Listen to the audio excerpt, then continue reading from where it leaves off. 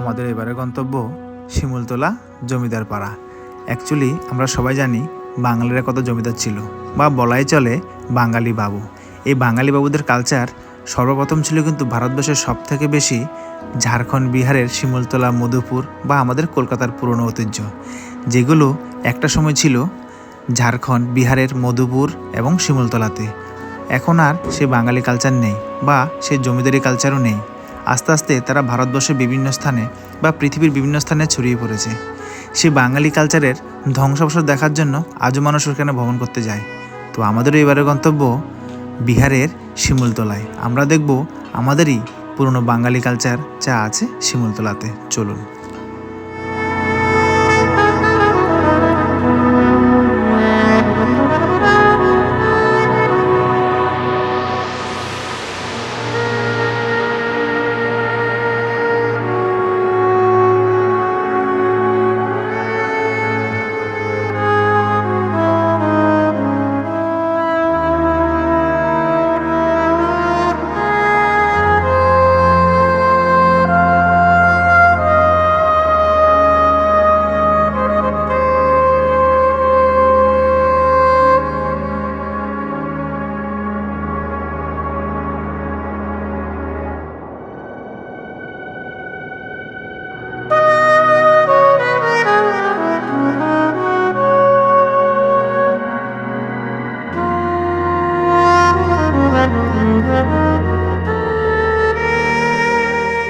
এটা হচ্ছে পাল বাড়ি, এটা শিমুলতলাতে আছে। তো এসব বাড়িগুলো আজ থেকে তো 400-500 বছর আগে আমাদের বাংলার যে বড় বড় জমিদার তারা এখানেই থাকতো আগে।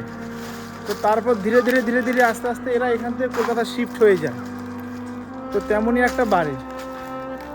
তো এটা মানে এখনও এখানে কিছু লোক আছে, এটা দেখাশোনা করে, এখন এখানেই থাকে ওরা। ডোর আছে, বাড়ির লোক কাউকে দেখতে পেলাম না। তো আমাদের অটোওয়ালা দাদাই ঘুরে দেখালো আর কি।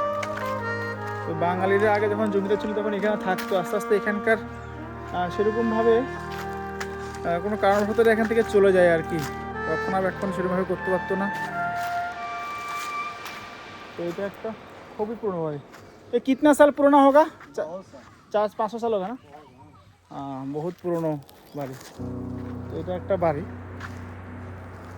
ও এখানে দেখো আবার স্বামী বিবেকানন্দের মূর্তিও করা আছে। মানে তখনকার সময় আর কি, যে ওই সময়ের মানুষজন আর কি, যেমন হয় না আমাদের আগেকার যে বাঙালিরা যে কত মানে কত মেধাবী আর কত উন্নত ছিল, জমিদার কালচার ছিল, তো তারই এগুলো প্রমাণ আর কি, তারই এগুলো স্মৃতি। পালবাড়ির মধ্যেই স্বামী বিবেকানন্দের মূর্তি রয়েছে। তো ওনার চরণে একটা ফল দিয়ে যায়।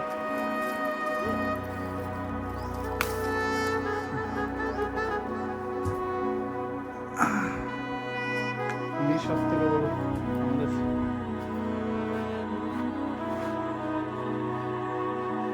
হিন্দুত্ববাদী নেতা বলা যায়।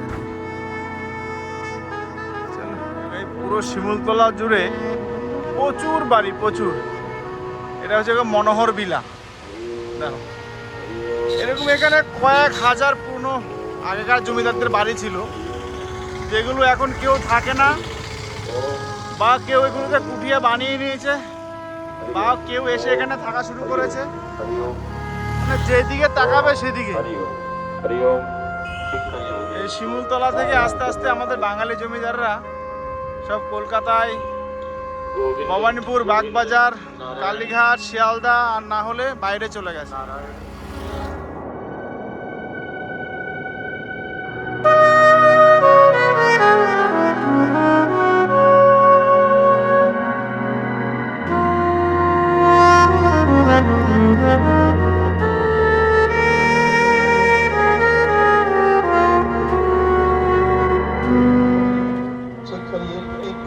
बिल्कुल नहीं बोल रहा है आपका, ये जो माइक है आपका बिल्कुल नहीं बोल रहा है। আমরা এখন গুটগুটে অন্ধকার রাত্রিবেলায় এই যে ঘুরে বেড়াচ্ছি। এখানে হচ্ছে স্বামী বিবেকানন্দ কলেজ অ্যান্ড হসপিটালের সামনের রাস্তা দিয়ে। এখানে অনেকগুলো পুরনো বাড়ি এলাকা, এদের কাছে আমরা খোঁজ করছি আর কি, যে এখানে আগে পুরনো কালের যে বাঙালি জমিদাররা থাকতো তারা এখন তো আর নেই, কিন্তু সেসব বাড়িঘরগুলো কোথায় কোথায় আছে এই করে ঘুরছি।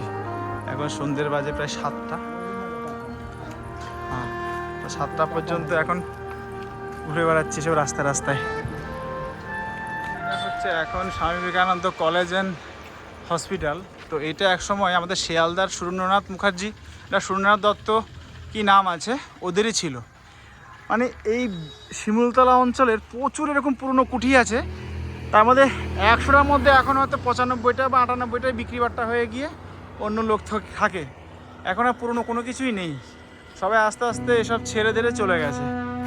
এখন সেরকম স্মৃতি বলতে পুরনো 2-1টা বাড়ি আছে, রাজবাড়িটা রয়েছে, আরও 2-1টা বাড়ি আছে, অনেকগুলো নামও জানে না এখানকার অর্ধেক লোক, এসব নামও এখন আর জানে না। তো এই আর কি মোটামুটি। তো অনেক ঘুরলাম। তো আমরা এখন শিমুলতলাতে ঘুরছি, রাতের বাজে 7টা। এই দেখো শিমুলতলা বোর্ড লাগানো রয়েছে।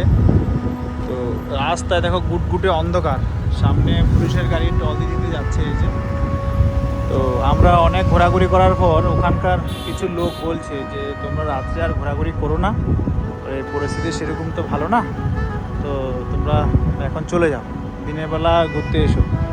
তো আমরা ঘুরতে ঘুরতে সন্ধ্যা হয়ে গেছে, প্রায় 7টা বেজে গেছে। তো এই হচ্ছে জঙ্গলরাজ বলা যায় আর কি এটাকে। মানে এখনকার ঝাড়খণ্ডের পরিবেশ এখনও রাত হয়ে গেলে এখনও ছিমছিম অন্ধকার। সরি, বিহারে আর কি। তো বিহারে এখনও রাত হয়ে গেলে কিন্তু মানুষজন কিন্তু এখনও মানে সেরকমভাবে 100% সিকিউর ফিল কেউ করে না কোথাও। মানে যতই দেশ উন্নত হোক যাই হোক না কেন, রাত্রিবেলা সিকিউরিটিটা তো কেউ কাউকে দিতে পারে না। তো সেজন্য আমাদের ট্যুরিস্টদের, যারা ট্যুরিস্ট ঘুরতে আসে আর কি, তো আমাদেরও উচিত যতক্ষণ থাকা আর তারপরে না থাকার। মোটামুটি সন্ধ্যে 7টার পর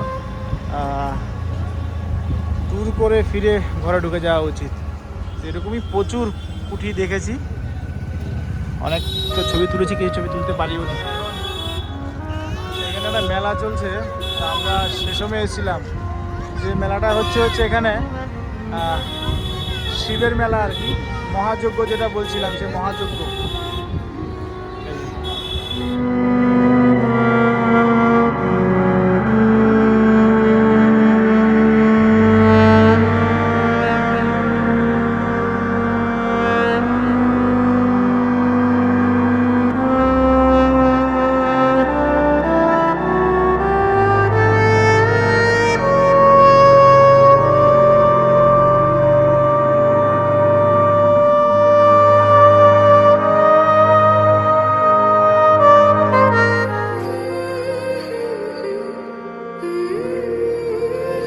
নমস্কার বন্ধুরা, আমি সুমন, যা ইচ্ছে তাই করিতে আপনাদের সবাইকে স্বাগত।